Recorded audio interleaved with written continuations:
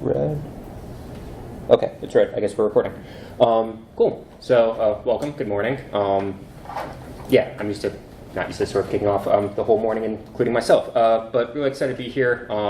Just quick background, I'm going to be talking about UX field research basics. The background for myself, I work at EPAM, so we're a sponsor, a 30,000 plus person company.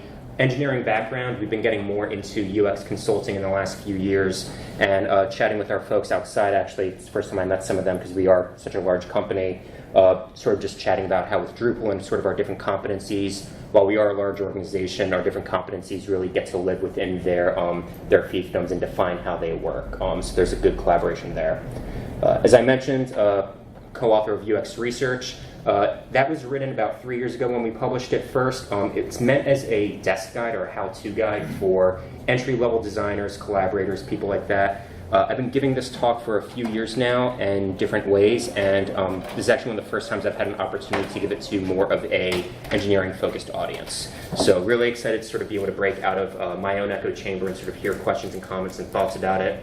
The main idea of UX research in this talk in the book is to demystify what research is. So it's not something that you have to be a researcher for or have designer in your title for. I really want research to be something that anyone can embrace and partake in. Another book I'm working on right now, it should be out actually about next month, is Collaborative Improv. This one I am self-publishing.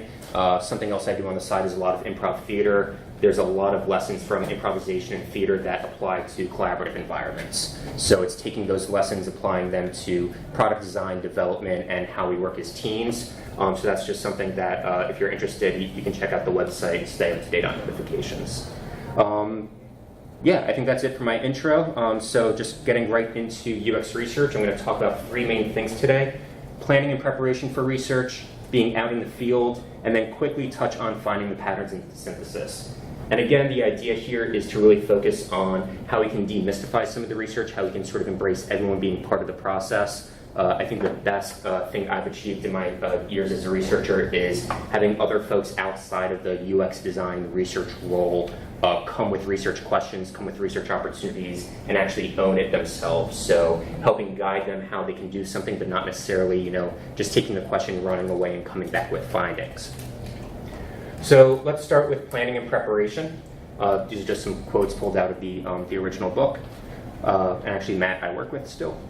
So first talk about why we want to plan when it comes to research. Planning helps validate the initial assumptions and existing research. I talk a lot about research hypotheses as being anything we believe to be true that doesn't have research to it. So a business requirement or a piece of functionality or anything like that, if we don't have research around it, then it's a hypothesis. And planning helps us validate what those assumptions are and make sure everyone is on the same page with the assumptions. Planning helps ensure we cover all necessary topics. I've done research sessions as short as 15 minutes, as long as an hour and a half. Even in the longer sessions, we want to make sure we hit on the topics we intend to cover. We want these to be natural conversations. We want them to flow more like discussions and less like interviews. But by planning, we can make sure that we at least circle back to those main hooks that we want to. And that, of course, helps us flow smoothly as well. So we don't want this to be an interview, question 2, question 3. We want it to seem natural. The better we can plan, the better we can rehearse, the more it can feel natural and feel smooth, even if our brain is racing a mile a minute. With planning, there are a lot of work products that we can create to help us plan. I'm going to run through a few of the more common ones. These just help us, again, make sure everyone's on the same page and have the best preparation, the best plan as we go out into the field. The first is the test plan. This is a one-page document. I always force myself to keep it to one page. It summarizes the project background, the purpose, the methodologies, and the outcomes. And it really is like 4 paragraphs with headers in it. The idea behind this document is I can hand this to my stakeholders, they can hand it to their managers, and it's almost the elevator pitch of why we're doing what we're doing. I'm actually working on the client I was joking about a moment ago before starting. We're looking at an 8-week pilot research program. It's going to be a remote moderated research, and this is a one-page document summarizing the 20 to 30 participants we're looking at, why we're doing remote moderated, that we're going to be doing a combination of think aloud studies and word association and what the intended outcomes are. we have, the 20-slide and the 50-slide presentation sort of summarizing that process in more detail. But this one page is something really nice that we can give to our clients, they can give to their managers, and they can just sort of reference when they say, why is David doing this thing? They can look at that and not have to rummage through, different PowerPoint decks or anything like that. The other really important document for planning is the recruitment screener. We want to make sure we are speaking with the right folks, whether that's role-based or demographics or anything else like that. So we get a lot of the information from quantitative data as far as who's visiting our website, who's using our product or service. We might go to third-party tools to round out the demographic data. Ideally, we have personas, marketing personas or behavioral personas that we can recruit against. But the recruitment screener just uses a series of questions to determine, is this person a fit for what we want to talk about, who we want to speak to? Do they have the right demographics? Do they use the right type of technology? If we're looking at something in energy sector or a finance sector, we want to make sure, finance especially, we have a range of people who might be new to finance and investing and people who are very well experienced with investing. Being able to know when we go into a conversation who might be more junior, more experienced as a consumer of this information is really important so we can then analyze the data appropriately. And then the recruitment screener also works with scheduling. We don't want 5 participants all wanting the same 1-hour chunk. So an important part of screening participants is making sure they fit within the timeline. A lot of research protocols run only 1 to 2 weeks. So if you're available next month, that might not be as helpful as what we're trying to do next week. And the interview guide. The interview guide is probably the most important thing coming out of planning. This is effectively a script, but I don't like calling it a script because I've never followed it word for word. A lot of practitioners I work with do follow it verbatim. They will read, especially the opening script, word for word off the sheet of paper. There's a degree of formality to it. There's a degree of consistency to that, and I think there is a time and a place for it. I think when I'm out in the field speaking with folks in their homes, in their offices, or remotely, it builds a little bit more just human nature for me to use this as a guideline and less of a prescription. But the idea of the interview guide is it starts with the opening script. Hi, my name is, what are we doing today? Always want to put the participant at ease that we are evaluating a system or a workflow or a design and not evaluating the participant. There is the introduction section, a lot of background information, the contextual sections and the goal-based, whatever our test might be. If we are doing field research, contextual inquiries, something where we want to understand how they currently work, this might be as simple as show us how you use a specific tool. If we're looking at something like task validation, we might have a specific task in mind, ask them, how do you enter time for your work, or how do you submit a request for a new machine, or anything like that. Or if it's validating a new design, it might be something about, tell us your impressions of what you see in front of you. Imagine you are entering vacation, tell us your impressions of this page based off of that. So depending on the type of research, depending on the type of conversation, those middle sections will vary in type and scope, but they all really live within the middle area of the conversation. The idea of the interview guide is we want to challenge our assumptions. So research where we go out and we just do research for the sake of research and we come back saying, yep, everything's good, is probably the wrong type of research. The research we really want to complete is research where we are able to push against our assumptions. A conversation I had with a colleague of mine not too long ago was she was asking about the language of proving our designs to the client. And I really wanted to err away from proving or disproving because that sort of implies a winner and a loser.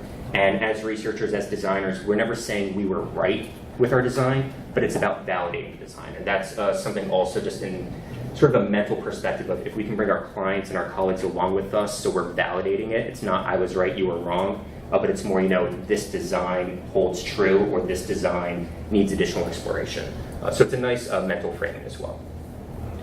One other piece of planning is the introduction packet. This is specific for field research if you're going to people's homes, if you're going to people's offices, but it's really important to note because it is something that I think with technology we've fallen out of favor of actually traveling to people's location. So when you do, these are really important to have handy. Basically, you want to send this through email or snail mail a few days before. It's photos of who's going to be visiting, a reminder of key contact information, what you're planning to be doing.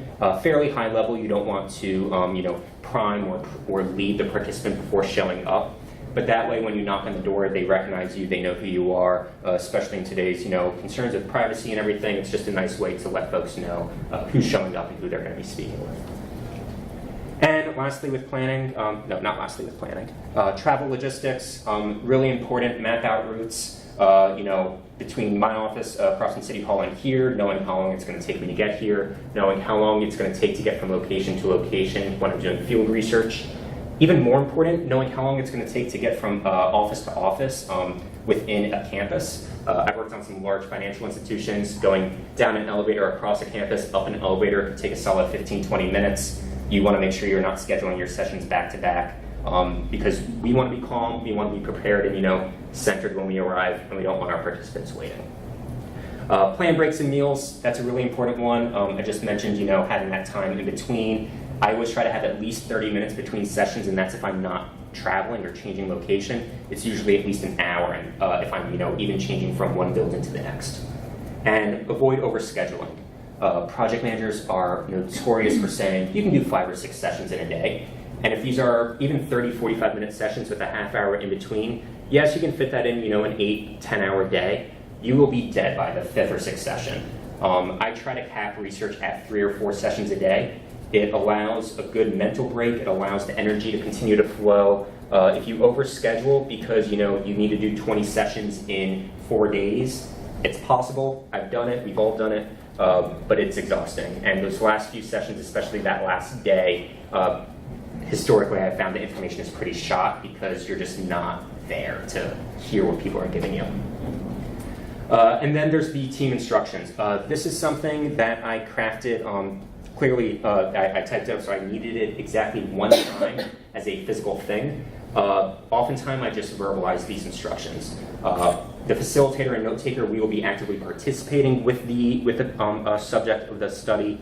We encourage our clients to join us along either in person. We try to have no more than 3 people in person, or if it's a remote session, I just open up the call to anyone from the client team to join in.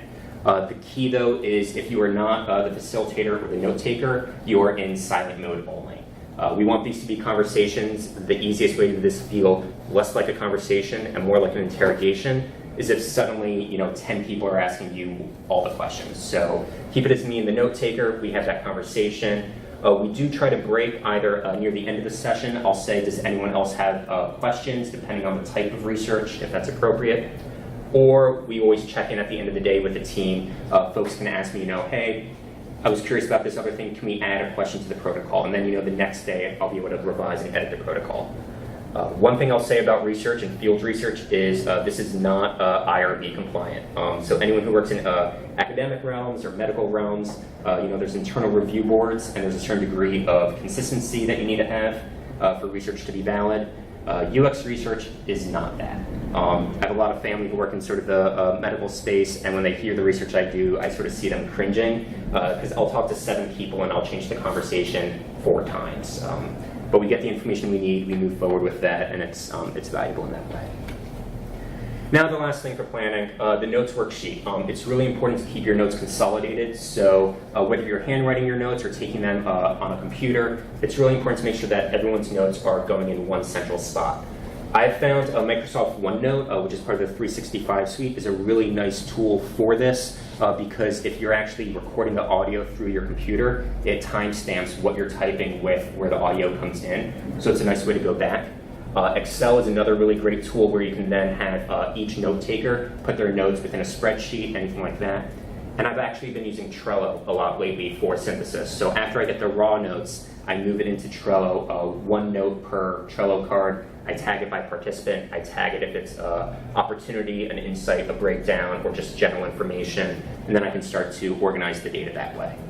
But making sure that your notes are consolidated, making sure that everyone who is responsible for notes are taking them in a consistent way is really important.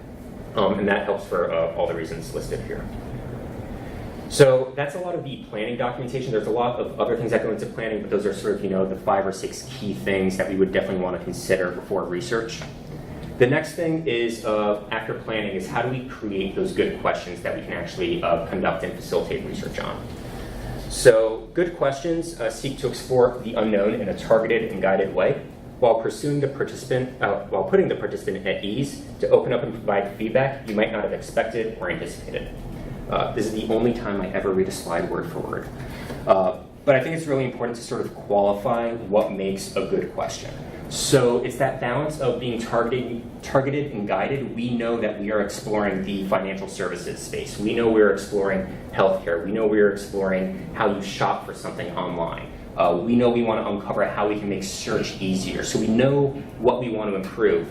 But what we don't want to do is provide the answer to our participants. So it's being targeted enough that we can get the answers we need, but broad enough that we can find out that unexpected or unanticipated information. To think about how we can put this together, there's a structure of a question. So there's 4 main aspects to any question. There's the setup, so sort of frame where are we, using the example of search. So when you're searching for a new shirt online, now we know sort of what we're doing. It's much more specific saying when you're searching for a shirt instead of just when you're shopping online. Because what I shop for online might be very different than what everyone else in the room shops for online. So we want to provide some common framework and some common setup. The area of inquiry then. When you're on a photo walk, how do you decide what scenes you're going to photograph? So again, when you're shopping online, how do you know what brand you want to do? Or how do you decide on the subject matter?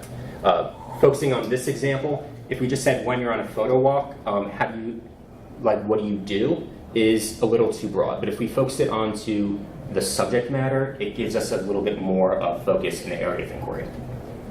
And then there's the notion of laddering. Laddering is anyone who has any family members, nephews, nieces, children under the age of 5. You've probably heard the question why a lot.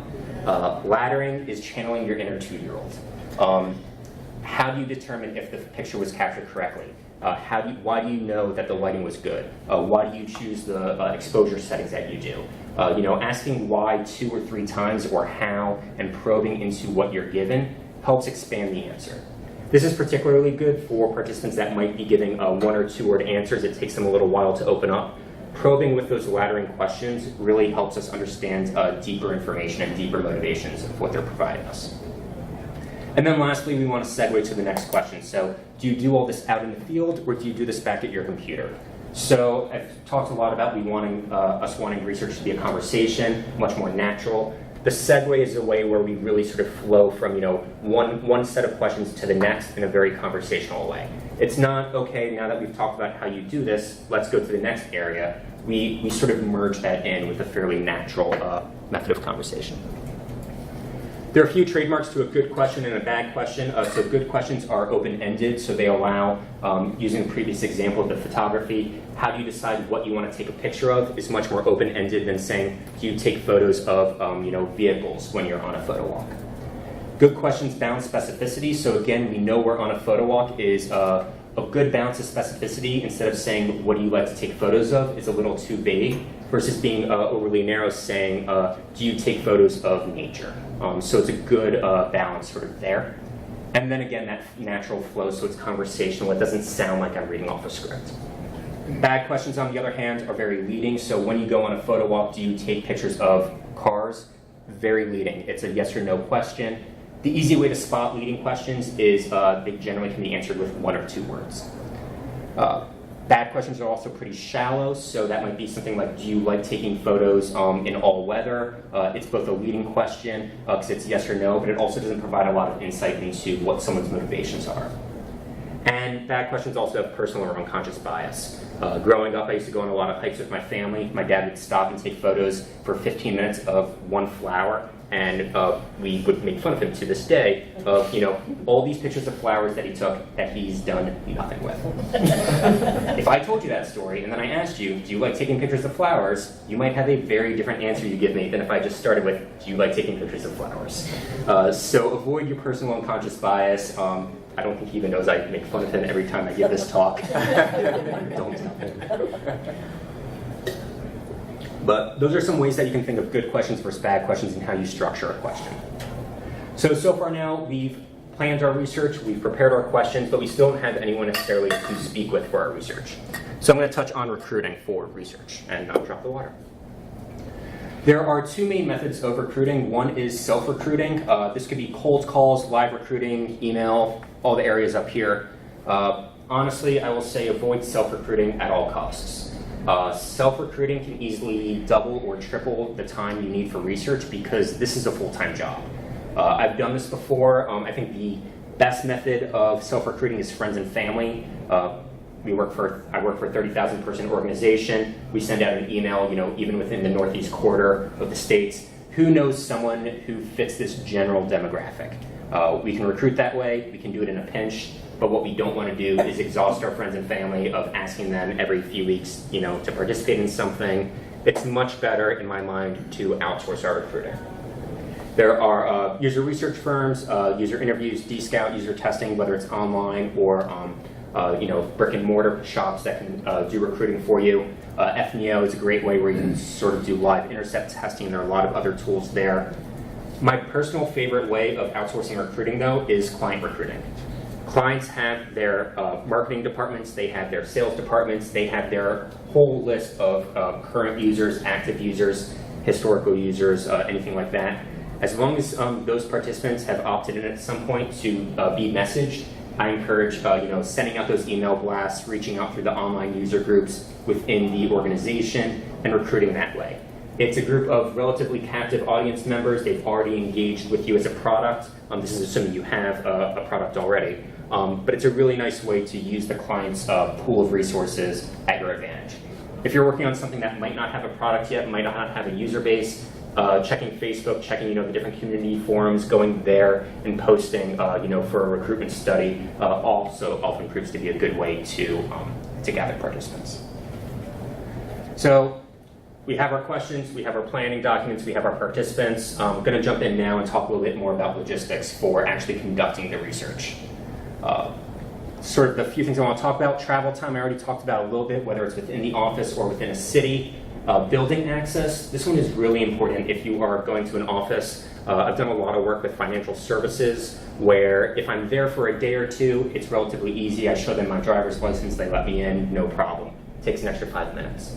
Usually if I'm there more than 3 days in a row or 3 days in a month, I actually need to go through a background check. Knowing I need to do the background check before showing up for research is really important.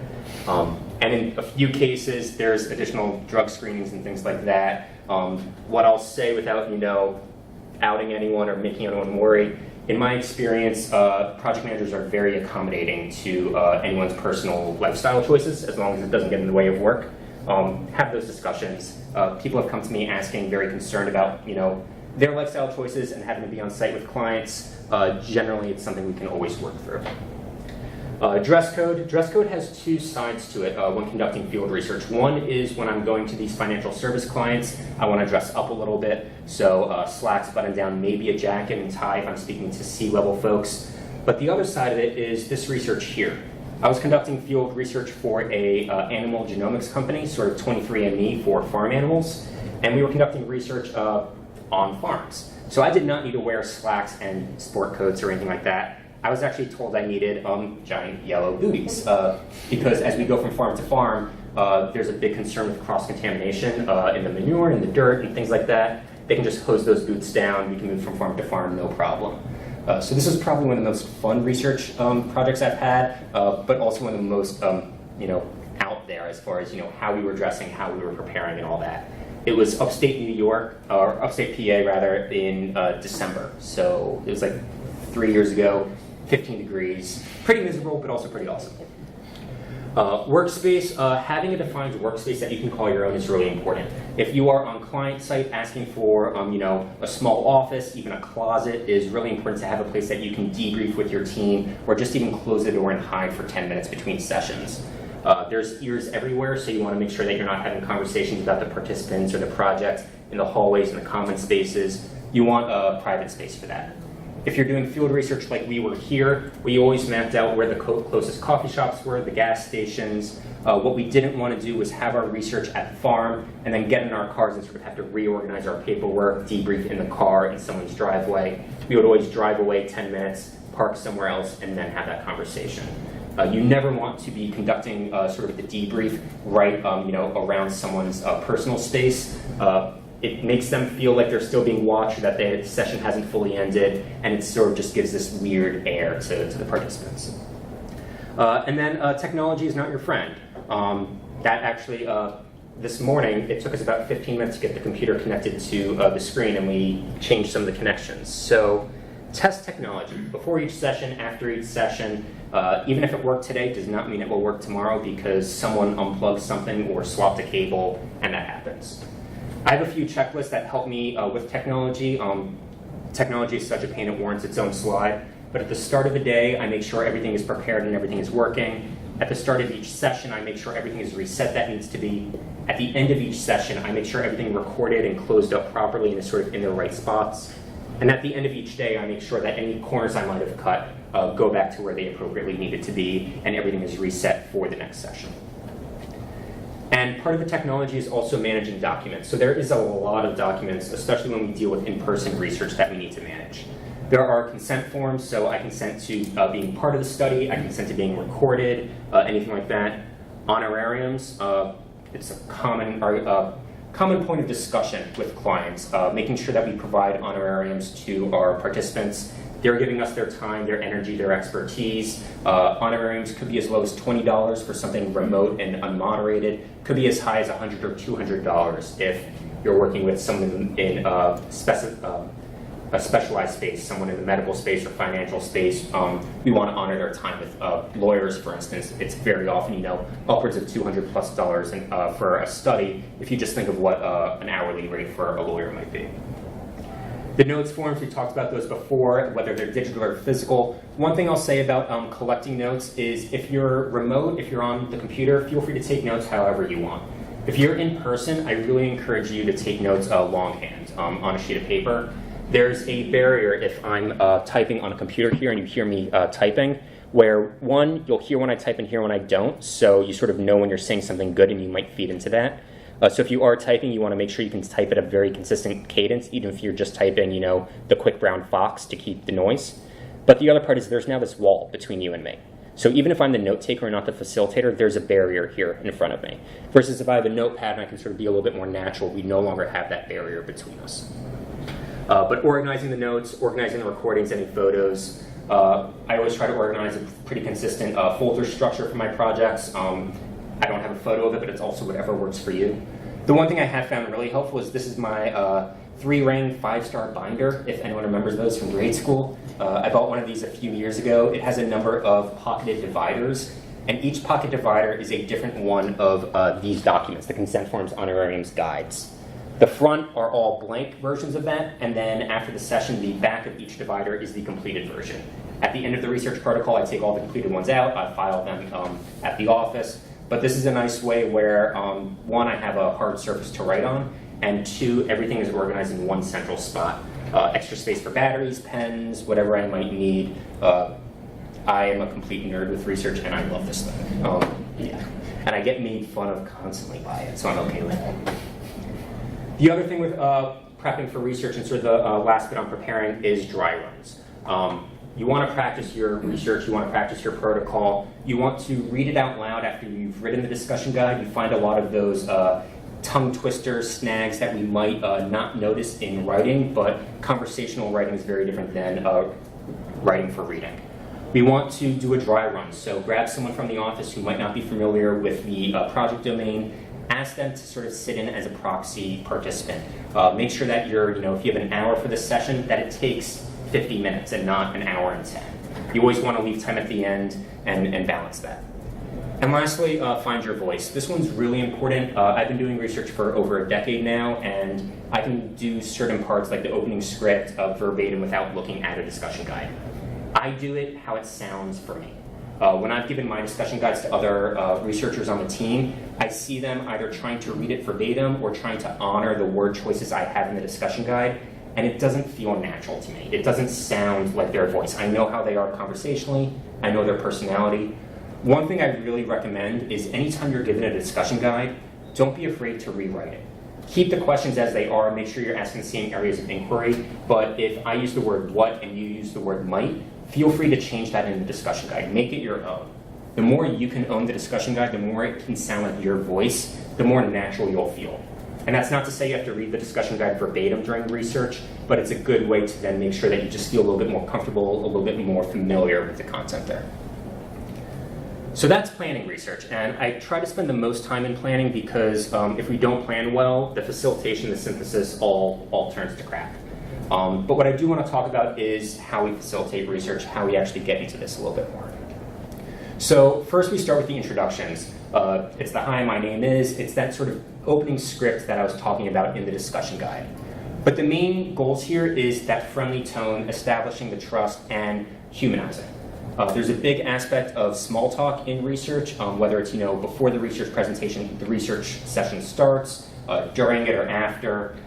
If I see something sports related or family related, I try to find some way to ask about that, just to humanize myself, humanize the participant, and make this more of a colleague relationship and less of that interviewee. The other aspect of facilitating research is managing the flow. This is a tech conference, so I'm sure a lot of folks play video games. You don't start with the big boss, the hardest boss in the first level. You build up to the boss, and each level gets harder and harder. It's the same notion with building to complexity in research. You start with something easy, just what software do you use, how often do you use it, things like that. We want to get folks comfortable speaking with us, and then we'll start asking the harder questions. Show me how this task is used. Tell me what the frustrating part is.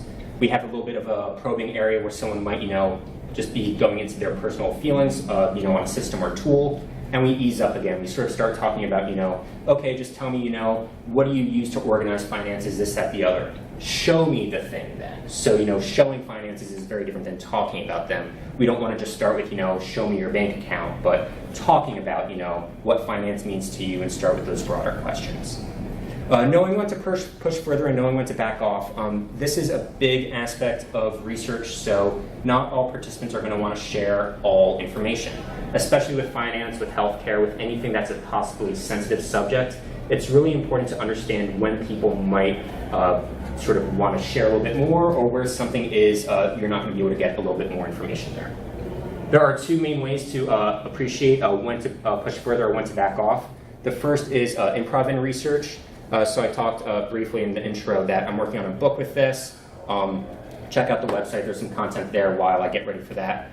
But ultimately, what improv allows is us to something called yes and each other. So I hear something, I want to build on it, I want to sort of elevate the information you're giving me. Improv allows us to actively listen to the information we're receiving and build on it. It allows us to stay in the moment and be present about what our participants, what our colleagues are giving to us as far as information. The main importance here, I think, also is the participant is the star. Research isn't about me being the best facilitator, collecting the best insights or anything else. It's about me making sure that you as my research participant feels encouraged that everything you're telling me is right. Even if it's wrong, even if it's something I hope no one ever does, the post-it note with passwords on it. For you, that's the right truth. That's the right way, and I'm not going to shoot down or dismiss anything you're telling me as my participant. And then the second major point here I would say is failure is okay. I've done a lot of bad research sessions. I've done a lot of bad improv while we're on this slide. But I've done a lot of bad research sessions where I'm just way off that day. Maybe it was the last session of the day and I'm tired. Maybe the participant did happen to be poorly recruited and they weren't a proper fit for whatever reason. It's okay. We do enough research, we still learn how to find the nuggets, and I've also had sessions where we were scheduled for an hour, and after 25 minutes I've said, all right, we've gotten everything we need today, thanks so much, given them their honorarium, sent them on their way. Sometimes you can't save a research session, you just need to call it. It's in the best interest of everyone's time. You get a little bit more time to refresh before the next session. The other area where you can learn where to push further and where maybe you need to hold back your area of inquiry is body language. Body language is a combination of the verbal signs, so the yeah, the ahas, or the no's, the nonverbal signs and the facial expressions. There's a lot to be said about body language. I can spend half a day just talking about body language. But the main things I want to talk about body language is open body language, closed body language, and mirroring. So open body language is this. My arms are out, my core is open. If we think of when we were hunter-gatherers, I'm trusting there is not a animal that's about to maul me because my vital organs are exposed right now. When I sit like this, it's showing that I trust you, that we're engaged, and I want to be present with you. Compare that to closed body language. So I cover my core already. I'm sort of feeling my heart rate elevate a little bit, and I'm on the defensive now. I don't want to be as engaged with you. I'm being much more, my shoulders are crunched, and I might be looking around a little bit more. This is really important because if our participants have closed body language, they might not be as exposed with us. If they're open, they're being a little bit more engaging. But mirroring is this awesome trick where we can use body language to our advantage. I don't understand how it works. I don't know why it works. I've been doing it for years and reading enough about it. I know, and I can promise you this works. If our participants are sitting there like this and they're giving us very short answers, we can start by mirroring them and start sitting with our arms crossed. Slowly, over the next few questions, we open up our body, one arm at a time, one limb at a time. They're going to subconsciously mirror our body language. By mirroring our body language, our bodies reflect our mental attitudes. So by opening up their bodies, they're going to open up their mind and give us more open, more honest, more genuine answers. I don't know how it works, but it's the greatest trick a field researcher has, especially for in person. So body language and improv are two areas where I think really there's a lot of exploration, a lot of opportunity to go deeper in within research. And then energy levels. Energy levels, really important. I talked about not wanting to overschedule or anything like that. That is critical to make sure you honor the participant who's coming to you, the information they're giving you and all that. A really good way to maintain your energy levels is swap your roles. There are times where I am the lead researcher and the note taker is someone much more junior. I still try to swap roles and offer them an opportunity to facilitate a research session. It's a great way for junior folks to learn how to facilitate research. I think that's a challenge we face across every vertical of our industry is how do we train and give opportunities to more junior folks. Swapping roles is a great way for it, especially if you can sort of pre-screen a participant and say, I think this is going to be a little bit more of a softball participant. Why don't you take this one? It's a good way to give you as the moderator a break and to help elevate more junior folks who might not have as much experience. Don't overschedule, take breaks. I can't reiterate that enough. Those 5-6 sessions a day suck. The sessions where you have back-to-back with barely 5 minutes in between suck. Don't do that. It inevitably happens. It happens on a research protocol I did just the other month. We try to avoid it. As long as you try to avoid it when it does happen, you can work around it. Try to end one session a few minutes earlier and all that. But the bio breaks, the coffee breaks, whatever it is. When I say coffee, all the coffee, what I really mean here is find whatever you need to maintain your energy level. For me, it's coffee. For my co-author, Brad, it's listening to 5 minutes of a podcast, a book on tape, and taking a walk around the building. Whatever it is that helps you reset, realign, find whatever that routine is, whatever that tick is or that nuance is for you. Find it, embrace it. I have that 3-ring binder. People make fun of me for it. Don't care what other people think. Do what you need to maintain your energy there. And then also when we're facilitating research, debrief sessions are really important. There are a number of type of debrief sessions within research. Daily debrief sessions are really important. Sometimes they're a little hard to do if you have multiple research teams or folks all over the world, all over the country. But getting on the call for 15 minutes and saying, this is who we spoke with, no red flags, but I'm going to change this to this. It's really good to make sure everyone's on the same page. If you can't do that, in person or through a call, just sending that email. We met with 3 more people today. Everything seems to be going well. Research is a really hard time for people to sort of see what's going on, especially if you work in-house or on-site for a client. Suddenly, you're not there. And unfortunately, despite everyone working remote, working from home these days, there is still the belief in some organizations that if I don't see you, I don't know what you're doing, and I don't trust you're working. Daily debrief sessions or daily debrief emails are a really good way to say, hey, this is what I did with my time today. You can trust I'm still, on the project, honoring all the things there. And there's 2 sides to it also. If you're running multiple research streams, to the farming research, there was me and a colleague in the East Coast doing research. There was a West Coast team doing research more out that way. And we met internally daily just to align what we were doing. We met with the client every other day on the phone to let them know. So it's, sometimes internal teams are different than the stakeholder team conversations. So, talked about planning, talked about the preparation, the recruiting, the facilitation. I want to close on analysis and reporting. This is the lightest section because, again, this is an area we could spend all day on different exercises and techniques. But it's worthwhile touching on and just starting to discuss how we might use this information. So the first thing we want to do is consolidate our data. We want to define our data points, and I define a data point as a single thought, note, or a comment that comes out. So if the client says, I use Outlook because it is more efficient, using Outlook as a data point and Outlook is efficient is a data point. We want to keep those as two separate things because they might fall into two different categories. We gather all those notes, we start to organize them. Post-it notes is a great way to organize data. This is one of the smallest affinity diagrams I've ever created. It barely counts as one. This is one of 3 walls of an affinity diagram I created from research. So they can scale. They get messy. I mentioned a few moments ago that in the day of working remote, working from home, Post-it notes don't really have a place anymore, I think.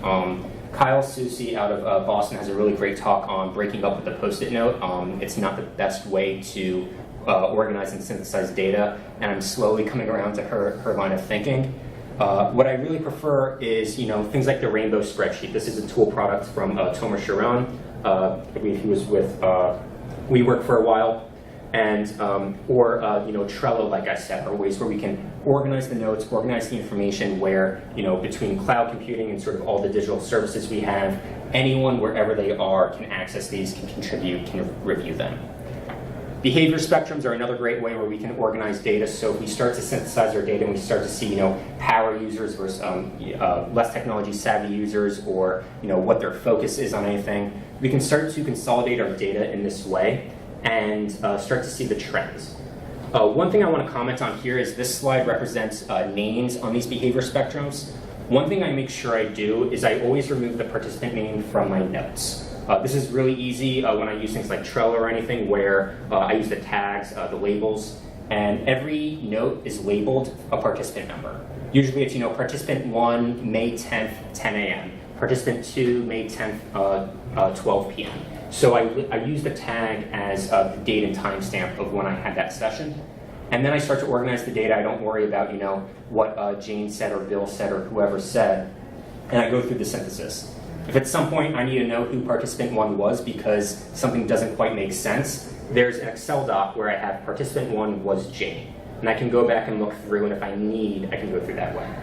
This is really important, not only as we're synthesizing data, as we're organizing our data, to make sure we're looking at it as data and not as any of our inherent biases, but it's also really important to honor the privacy of our participants. Because we're doing research with 7 to 10 people, we're not doing maybe 500, 1,000, a large quantitative study. We want to honor the privacy and the individuality of these people. They're giving us their time and energy, especially when we're interviewing employees of a company. They might feel a little hesitant to share something that might not be well received by management. The better we can obscure their names, not their individuality, but their names, the better we can use their information and the more they'll trust us to give us information. Ultimately, we want to find our story, the story we want to tell. Designers, UX practitioners, I think all consultants and product designers are ultimately storytellers.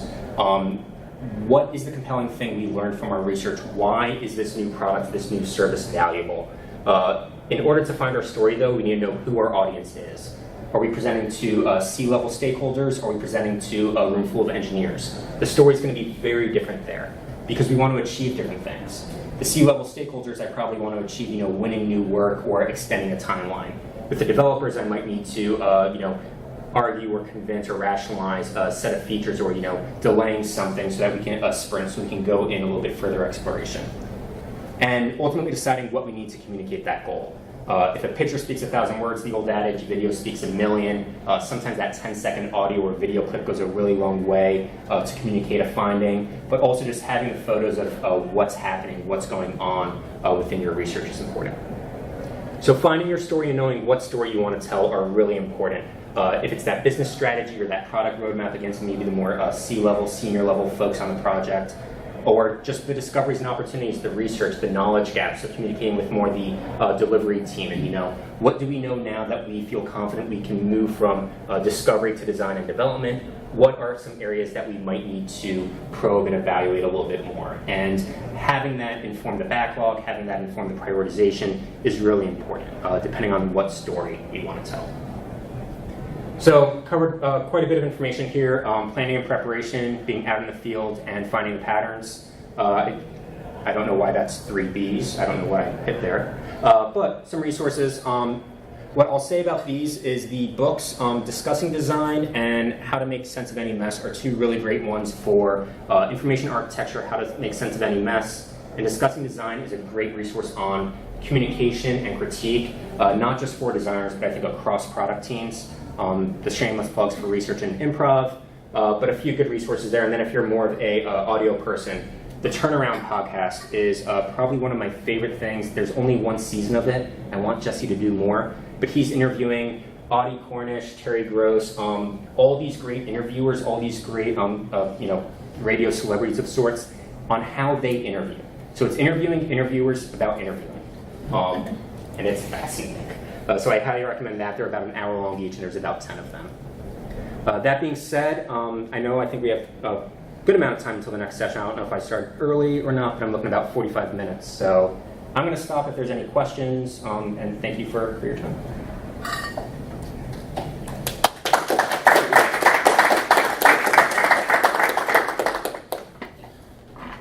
Questions, comments, thoughts?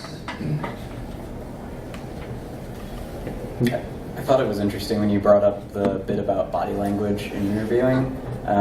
That's actually a trick that a lot of psychologists and therapists use. Particularly, like, I had a car accident with a truck a few years ago, so I was in therapy for a while. And while I was in therapy, I was like reading about, like the psychology of body language and how we can be more aware of our own, like, whether we're being defensive without realizing it. And I realized that, like, while I was talking to the therapist about this, like, car accident with a truck, I was, like, doing this because I was getting defensive about things. And even when I was, like, thinking about, like, oh, I should bring that up here and, like, make a point of, like, talking about that, I realized I was getting defensive. I was like, no, stop, open up and be willing to talk about stuff. So I think that's really powerful and really important to understand, particularly in any field where you're having to deal with people who might not be as experienced as you. Yeah, absolutely. Yeah. And one more thing, I'm absolutely totally agree with all that. One more thing on body language. So there's our physical bodies, and our arms are sort of like the most obvious. Mm-hmm. The other one to look at are facial expressions and micro expressions. There was a TV show probably about 7 years ago now, Lie to Me, with Tim Roth. That show is actually based on some of the science of Paul Ekman, who studies micro expressions and facial expressions. If you're interested in going down a really nerdy rabbit hole, watch the show because it's entertaining. There's only like 2 seasons, but read some of Paul Ekman's books. It provides sort of, the genuine smile versus the fake smile and where things happen. I like to think I've picked up a thing or 2 from just reading it and like observing it. I'm probably horrible at it, but it at least makes you aware of, when your cheek twitches and you're talking to someone that like they said something you don't like, you're like, oh crap. It makes you very aware of how bad of a poker face most of us have. So, there you go. Anyone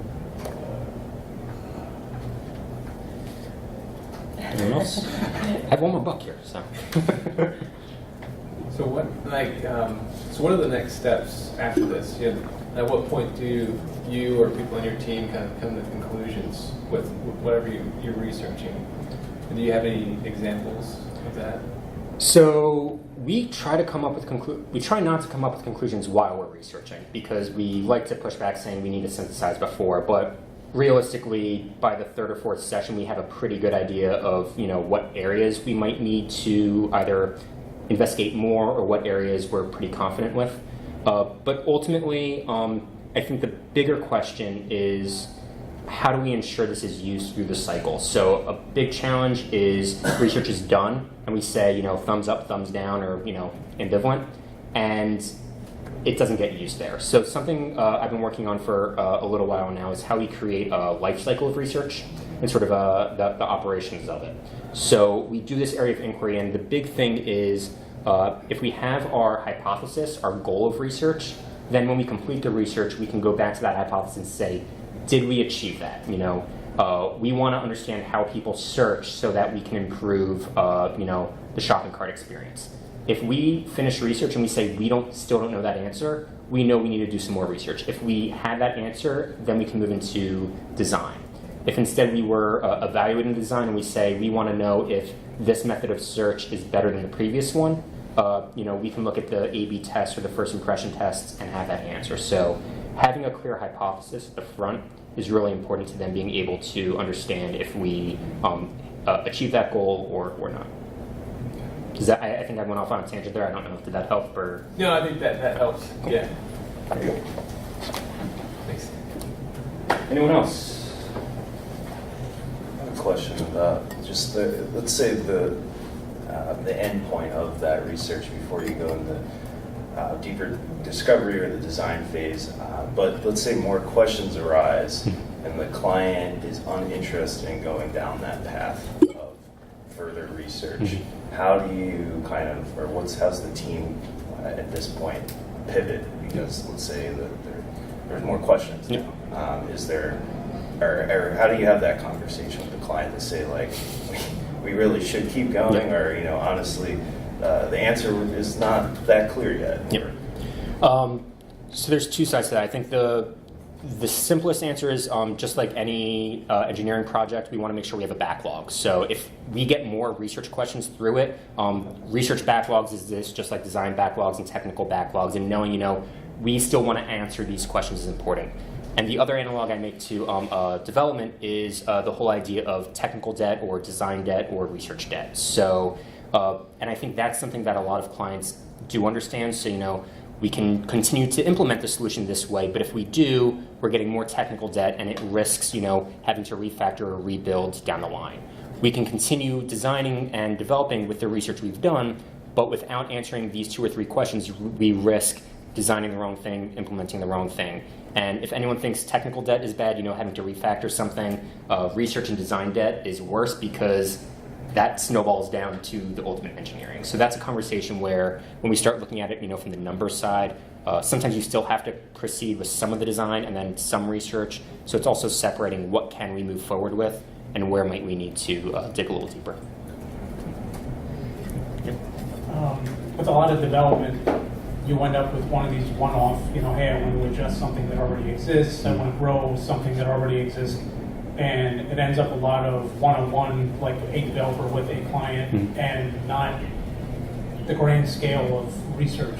Do you see a boiled-down version of this overall approach that works more on this one-on-one type of thing as opposed to very large research projects or very large development projects? I'm going to rephrase an opportunity there with that a bit. I think the one-on-one, the fact that someone is having a one-on-one conversation is great, and I wish more people actually did that. I think where the breakdown happens is you have these one-on-one conversations happening and there's no centralization of the learnings. So what I would encourage is finding a way where that information can be centralized, whether it's, I've been using Jira for research organization and synthesis, the backlog and the findings, and all that. If there's a way where, I have a one-on-one and then you have a one-on-one, if we can put that information in and tag it, so, I'm doing conversations about registration and you're doing conversations about account profile, there might be some overlaps there. Those tend to intersect at some point. So it's okay to have the one-on-one conversations. I think the risk is not having a centralized place where you can see what conversations are having, and also having a lack of training in the conversations. So I would have conversations very differently because I've been facilitating research for a number of years than someone who is maybe exclusively an engineer and hasn't had the training in open-ended questions and things like that. So it's ensuring training, but I'm a huge fan of teaching people to fish and letting them do their own research. It makes my life much easier if you can all do your own research. Anyone else? Okay. I think then there's probably about 15 minutes till the next session. Give everyone a chance to get more coffee. I know the next person here is Danny Solomon. She's going to talk on content strategy. I've worked with her the last few years, so if you're interested in that, definitely stick around or come back in.